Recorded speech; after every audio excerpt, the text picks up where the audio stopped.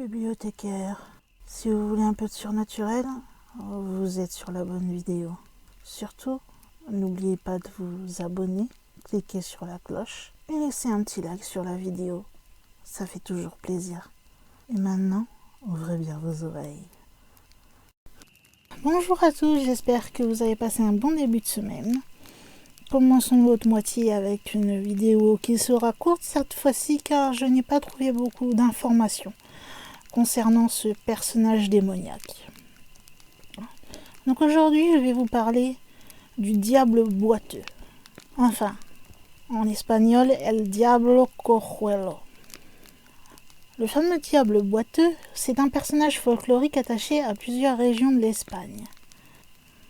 Il s'agit généralement d'un diable qui, tout en se revendiquant lui-même comme, entre guillemets, l'esprit le plus noir de l'enfer, s'est retrouvé en rivalité avec ses collègues démons.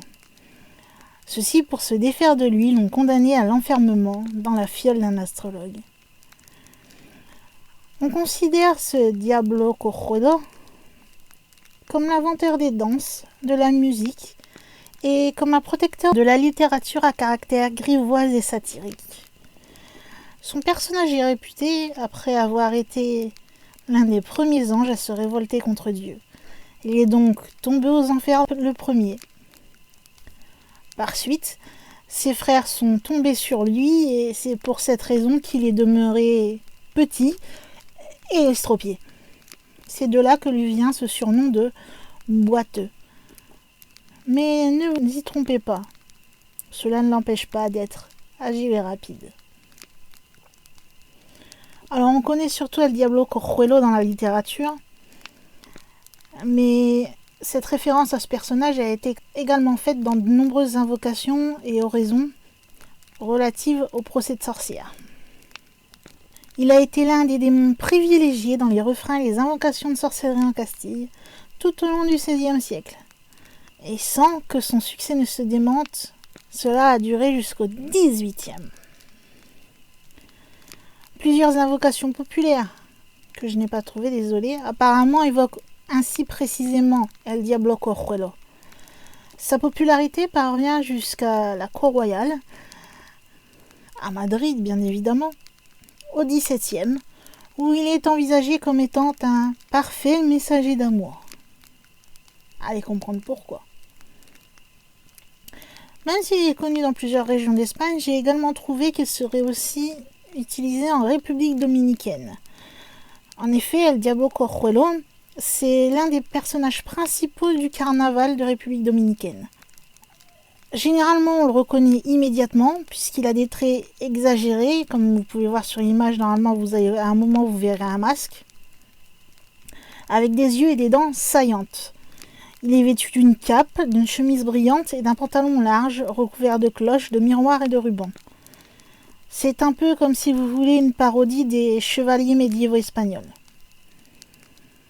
Ces petits diables, lors du carnaval, s'amusent à effrayer la foule avec leurs masques géants et leurs fouets. Sachez que ces fameux diables boiteux que vous voyez dans ce carnaval conçoivent et fabriquent à la main leurs masques tous les ans. Et ça leur met des mois, comme vous pouvez l'imaginer.